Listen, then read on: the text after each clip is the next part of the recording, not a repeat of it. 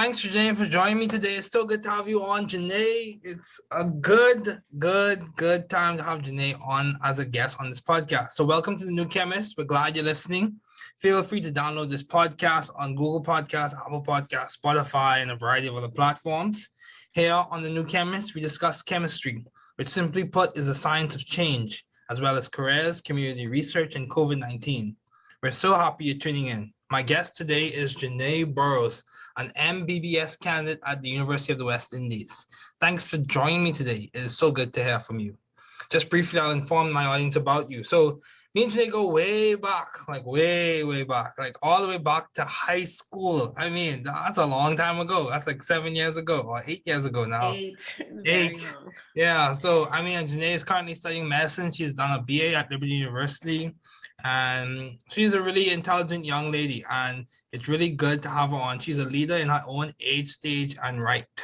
So it's definitely a pleasure and an honor to have Jenaye on this podcast.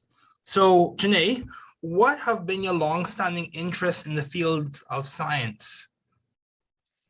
Well, David, first, thank you for letting me be here. It's a pleasure. I would say that my long-standing interests, one being in the fact that I am studying medicine and I am 1 year out from my MBBS degree, and I'll finally be a doctor fully. My longstanding interest is just to advocate for patients and to give them the tools that they need to create healthier lifestyle and healthier livings, to decrease hospitalizations and so that they can live a good life. More importantly, though, in the field of medicine, I think that my longstanding interests also have to do with mentoring and mentorship with pre-medical students as well as medical students, because I truly believe in diversity in medicine. Mm-hmm. And when you look at the statistics, there are only about 5% of Black physicians in the world. And that number itself is astounding. And I feel like there are a lot of unrepresented minorities in medicine. Mm-hmm. And what drives me is being able to mentor those behind, because I know that for me, I didn't really get the mentorship that I think that I needed through my journey. So okay, those are my interests. Okay, that's interesting as you said. So mentoring and also diversity. So that's good. That's good. And decreasing hospitalizations. So I'll just offer that same question. What I'll ask you is, how were you able to overcome the barrier in which you didn't have access to a lot of mentoring? How did you overcome that?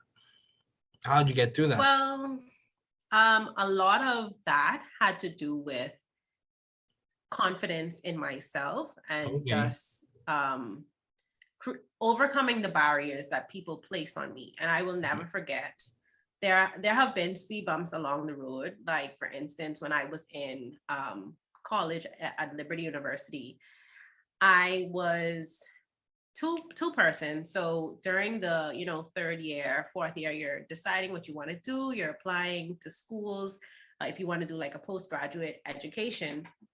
And I had asked my advisor what he thought about me applying to medical school. I wanted some guidance on to how to go about it. And basically he told me that he didn't think I should apply for medicine. Wow. I think he had told me, he gave me a different suggestion of what he thought I should do. And I also remember my organic chemistry teacher. Now, organic chemistry was, it was tough. And the professor that I had, he was also very tough. But I asked him for a letter of recommendation because I did think that I displayed, good aptitude, skills, right? Yeah. And he basically told me, he said, I think you should, I wouldn't write you a letter of recommendation to go to medical school, but I think maybe you should do nursing or something.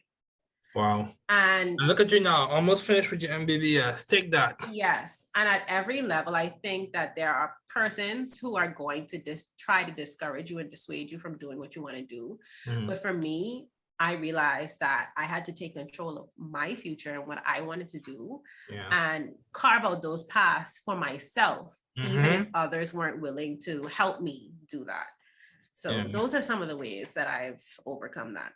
Yeah, that's interesting. That's interesting you bring that up, and we'll discuss more about that in the podcast. But I've listened. Just a quick note on that.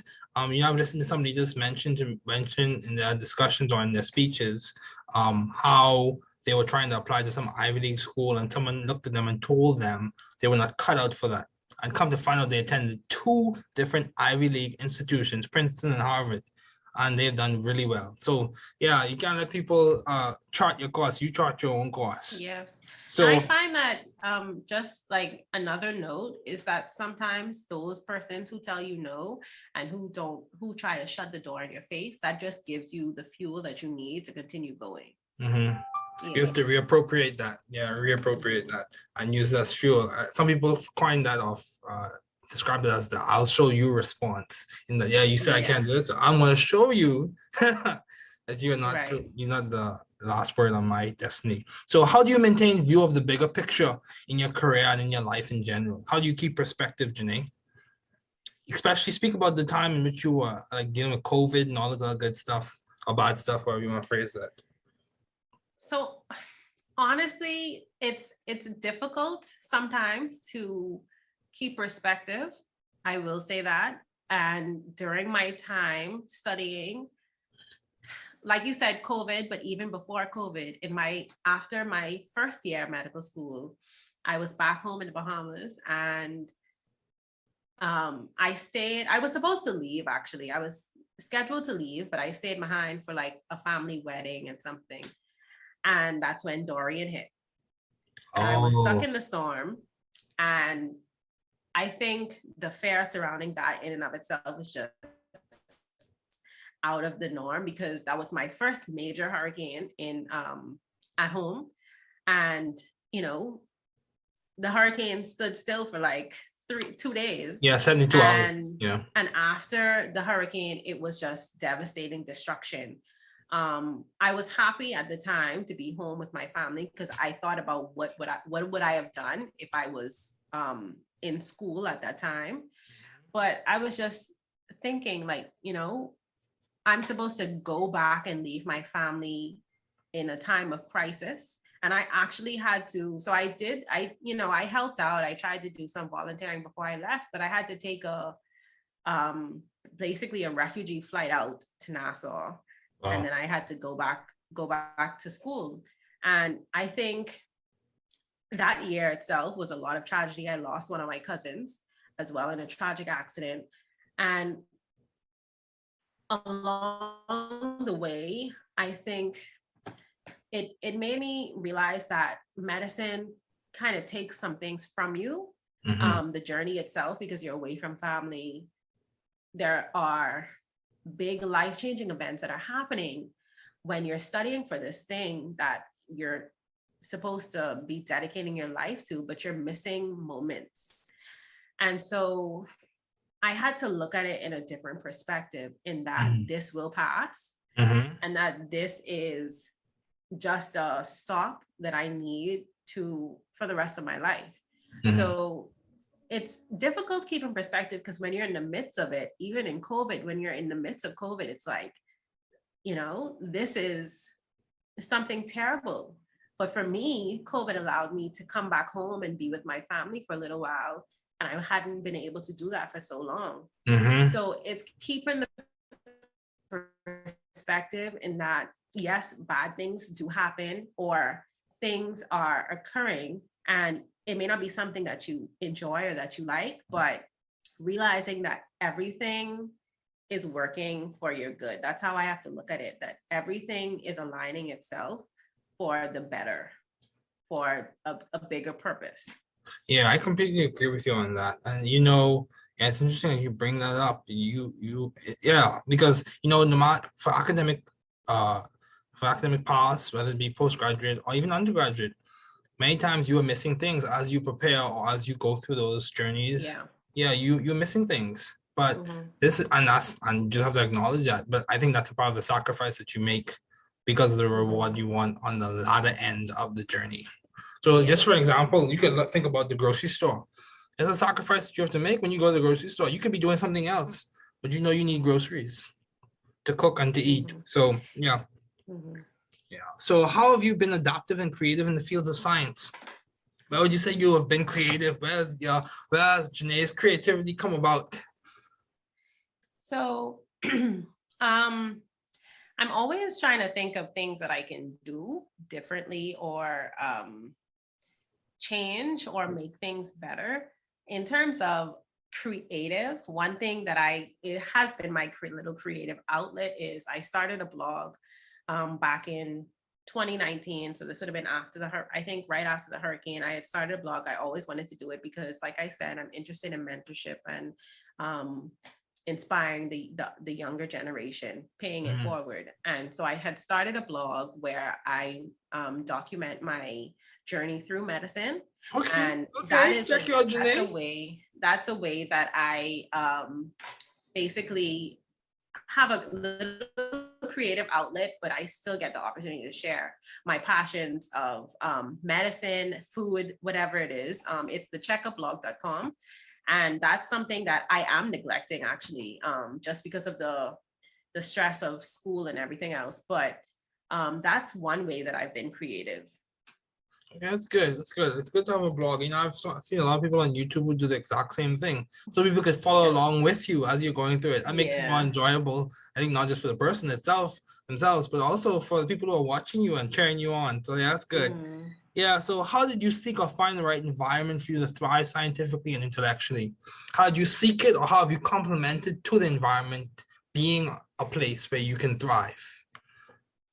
So, um, that's such an interesting question. So, in some instances, it wasn't really a choice in terms of seeking out, like for instance, school. I know for college, I didn't really choose where I went to college, but um, I think regardless of the environment, I've always tried to find individuals or clubs that I can grow and mature in, where I can be Mhm. surrounded with people who are at the same intellectual level, who can inspire me and encourage me to do better.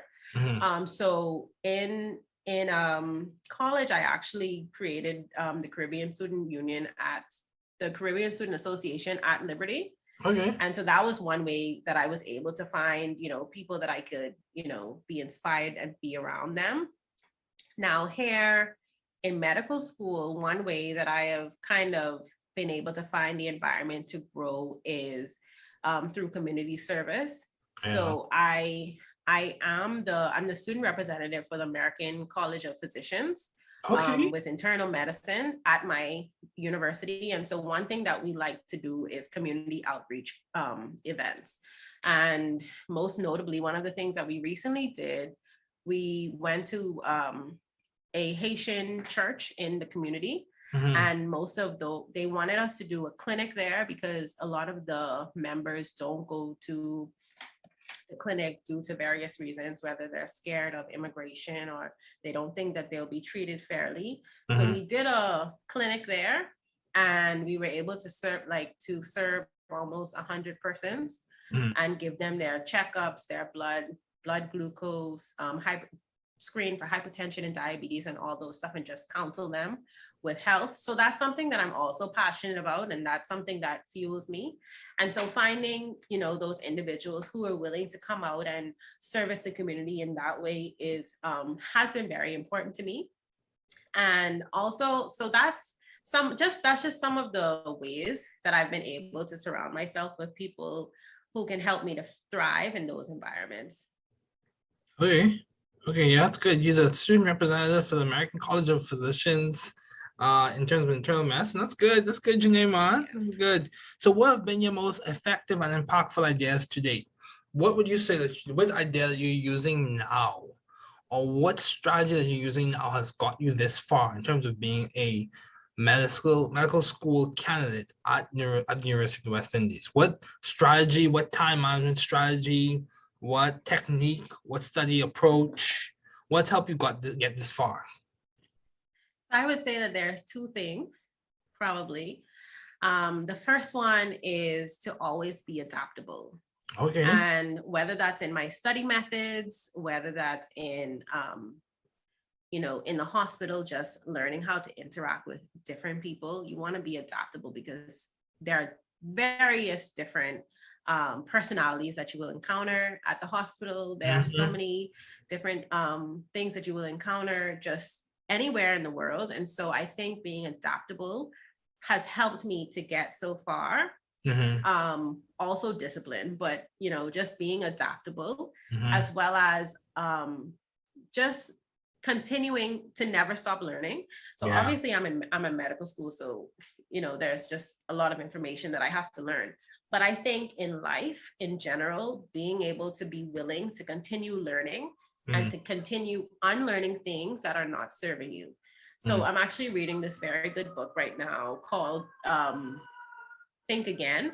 And it basically talks about the ability to unlearn things that are not getting you ahead and be willing to learn new things. So there are some things that we learn as children or that our parents teach us that they learn from their parents. But in this current generation, some of those things just won't cut it, So you have to be willing to kind of shed those things and learn new things. And in medicine, of course, I'm just always reading and I'm always trying to build on the knowledge that I have because it'll serve me. And it's honestly so surprising how many times I'll remember something or I'll be able to think of a concept that I can't remember, but I read it maybe 5 years ago. And so those are the two things: basic adaptability and being able to learn new things. Yeah, that's good. So I could relate to that too. In terms of when I was in organic chemistry, one of the things I would do, I had a favorite show on Discovery Channel called Gold Rush. And I used one of the characters to come up with a mnemonic for one of the regioselective rules. So in terms of Hoffman's rule or Zeiss's rules, for example, there was a character named Todd Hoffman. So tert butoxide T, Hoffman, tert butoxide facilitates Hoffman's rule or results, or the products follow Hoffman's rule when you use it. So outside this, I can relate to that a lot. So Jenaye, how do you maintain a balanced life given all your responsibilities and accomplishments? So how do you keep your priorities in check? How do you stay level during all of this? It's very difficult, David. It's so difficult. I think that I'm honestly always juggling something. Okay. And I recently saw this quote. I shared this little thing on social media, and it basically said, I'm trying to juggle things financially, but I'm always also trying to get enough sleep. I'm trying to keep on top of my work, and I'm also trying to spend time with my family. So it's a constant push and pull. And I don't think that I have perfected it. And I think as I've gotten older, I've realized that you will never truly find a balance, but it's just realizing that certain seasons in your life require a different balance. So right now for me, I am finishing up medical school, and more of my time is required to just, finish and prepare for the next step. But also I try to balance it by spending time with my family, and I'm blessed that now I'm back in the Bahamas, and so I'm able to spend a lot more time with my nieces and see my family a little bit more often. And so where my cup is being poured out at work, I'm able to come home and get my cup filled up again. And so I think that is a balance that has been working for me. Like I'm not reading as much as I want to read. I still don't get to catch up on my Netflix shows like I want to, but I am satisfied that, the push and pull is working for me right now. And so, it's a balance, but I have not reached that equilibrium as yet, but it's working for me. That's good. I like what you said. Different seasons of your life require a different set of priorities that you have to work through. Yeah, that's good. That's really good. So how have you been successful as a student? How did you get into UE? Like UE is a good school in the Caribbean. How did you get into UE? And how have you gotten this far? Like how were you able to stay in this long for UE to being close to finishing? So how did you get through? If you were to break down your success thus far to date in UE and at Liberty, what would you say has complemented tremendously? Will it be networking, time management, study skills, your friends, the clubs you are part of? What has complemented to your success? So I will say probably the number one thing is discipline. Discipline, okay. yeah, so I've always been a very disciplined person, but just continuing to keep that discipline. And I don't know, it's a discipline thing, I would say. Mhm. Even to get into UE, I did well in my pre-medical courses, and a lot of the applications too were looking at, community service outreach and letters of recommendation, all that stuff. So I was always involved in community service in at Liberty. Mhm. And even back home, like when I would come home, I would do community service things. And so I think that kind of helped in getting into UE. I had applied to two of the schools, but I wanted to go to Jamaica because I think that the Jamaica campus is the best one. Jamaica, And so Jamaica. Yeah, yeah, and so when I got in, I was honestly, I will say, when I had applied, I was very nervous and yeah. I didn't think that I was going to get in. Okay. I think it was more of an imposter syndrome Okay. thing where I didn't think I was going to get in, and I was waiting for them to reply to me. And I honestly had like a little midlife crisis and thinking, if I don't get in, what am I going to do with the rest of my life? Like David, honestly, I spoke to my parents and I was like, I don't know if I should apply to dentistry school. Like, do I really want to be a doctor? Like, and they had to basically say, Jenaye, you've done everything that you can. You have applied. You've worked hard. Just leave it up to God. Yeah. And yeah, like there's a whole other story about like my whole UE application thing. Mhm. But when I got the letter that said that I got in, Mhm. I was ecstatic. Now, staying in UE, I don't think that it's as hard as Getting in. no, I just don't think it's as hard as people make it seem. Mhm. Like, yes, medical school is tough. But I will say with anything, it's a constant building on what you've learned the prior year and continuing to build and being able to continue reading. Like UE's motto is read for your degree, and they mean you will read. So I think I can't all contribute it to myself, though. I will say having a good set of friends who are able to study with you and go over questions, like that's vital. Surrounding yourself with the right people, I think that's incredibly important, as well as networking. That also is a factor. But at the end of the day, it all comes down to being disciplined and having a goal in mind. And I've always been a very goal-oriented person, and looking at the future, like, this is what I want to do. I'm going to do that by any means necessary. So if I need to put in the work, I will put in the work. And I think that is what's kept me going so far. And just realizing how close I am to finishing, because time has flown by and I'm so close. And so it's like, I'm not going to give up now. It's like, I'm almost there. There you go. I can't give up now. That's good. This is good. I feel like I'm getting inspired. I have to re-listen to this. Just that one snippet. That is good. That is good. So how have you maintained vision and teamwork in your environment? How you keep the collaborative spirit going with your friends and stuff like that? What do you do in med school to keep it going?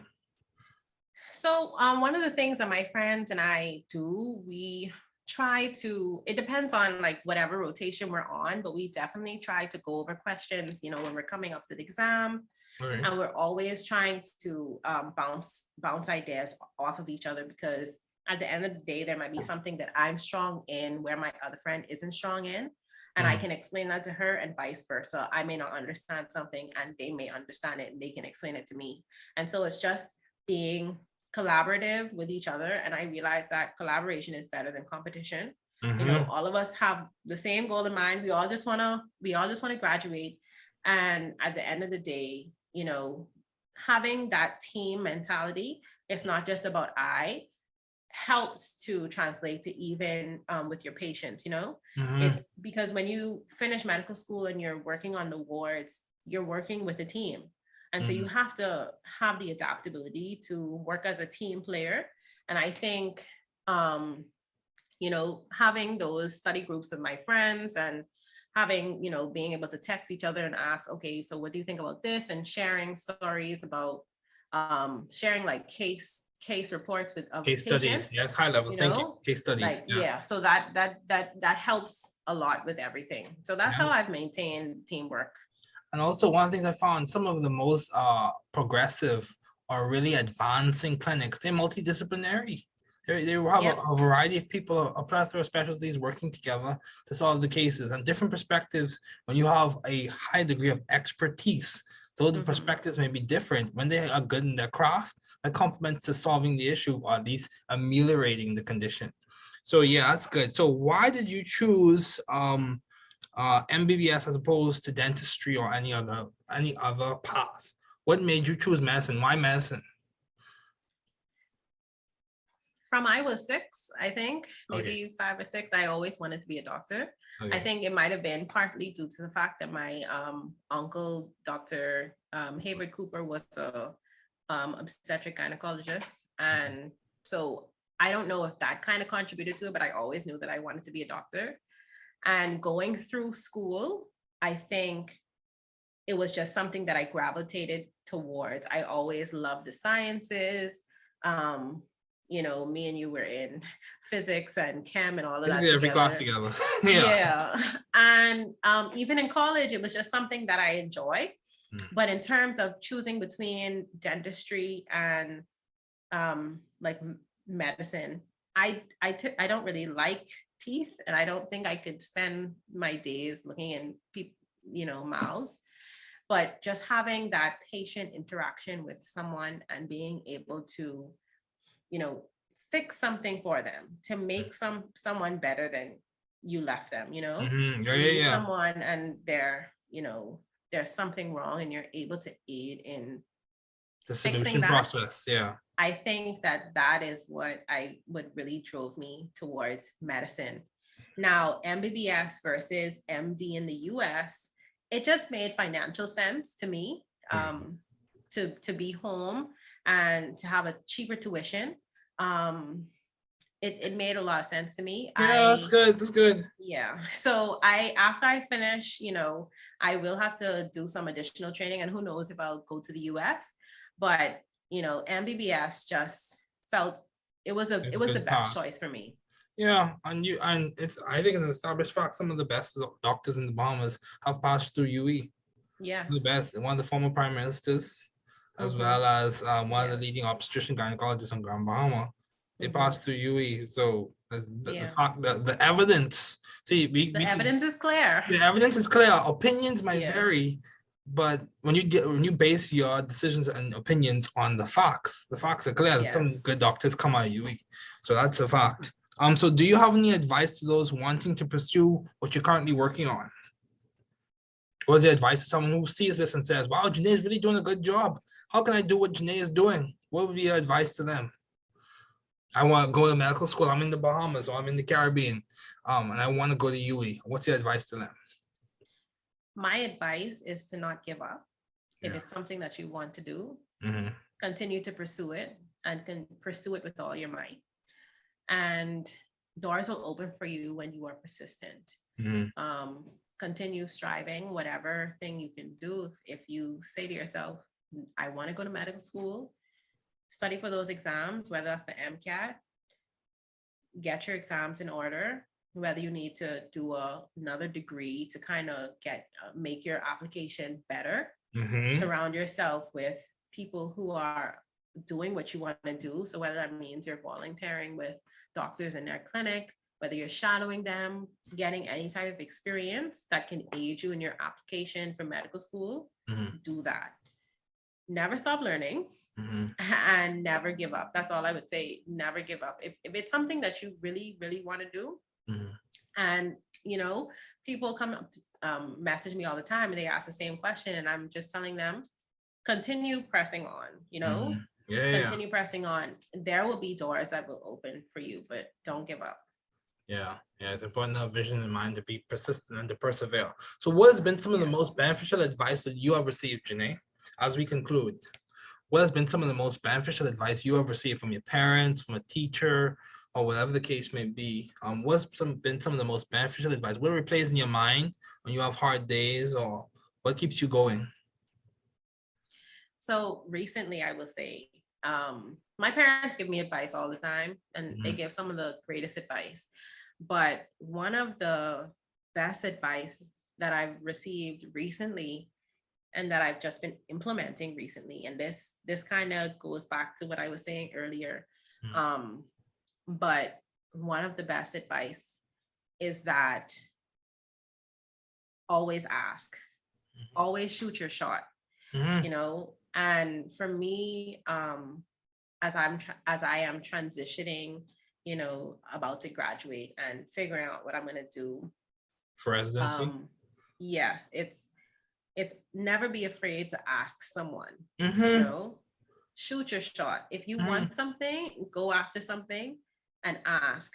Don't be afraid of no, Mm-hmm. because people will tell you no a bunch of times, but all you need is one yes. Mm-hmm. All you need is one yes. And so for me, that's been working. I have just been shooting my shot. I've been asking for help. I've been, seeking out these mentors and not being afraid of hearing the word no, Mm-hmm. because when you hear the word yes, that one yes can change your life. Mm-hmm. And I think that applies to so many things in life. And it's like, the Bible tells you to ask, to knock, Yeah. and you have to be confident and do that. And I have found that a lot of people in this world, they've gotten to where they've gotten, not because they're qualified. Now, I'm not saying that people aren't qualified, but a lot of people have gotten to where they've gotten because they have not been afraid to ask. Yeah, that's true. You have to be afraid. You have to not be afraid to ask, because closed mouths do not get fed. Yeah, that's true. That's very true. Yeah. And just as we conclude, I'll just say these words were credited to Mother Teresa. People are often unreasonable, irrational, and self-centered. Forgive them anyway. If you are kind, people may accuse you of selfish, ulterior motives. Be kind anyway. If you are successful, you will win some unfaithful friends and some genuine enemies. Succeed anyway. If you are honest and sincere, people may deceive you. Be honest and sincere anyway. What you spend years creating, others could destroy overnight. Create anyway. If you find sincerity, serenity, and happiness, some may be jealous. Be happy anyway. The good you do today will often be forgotten. Do good anyway. Give the best you have, and it will never be enough. Give your best anyway. In the final analysis, it is between you and God. It was never between you and them anyway. Thank you, Jenaye, so much for joining me today. It was so good to have you on as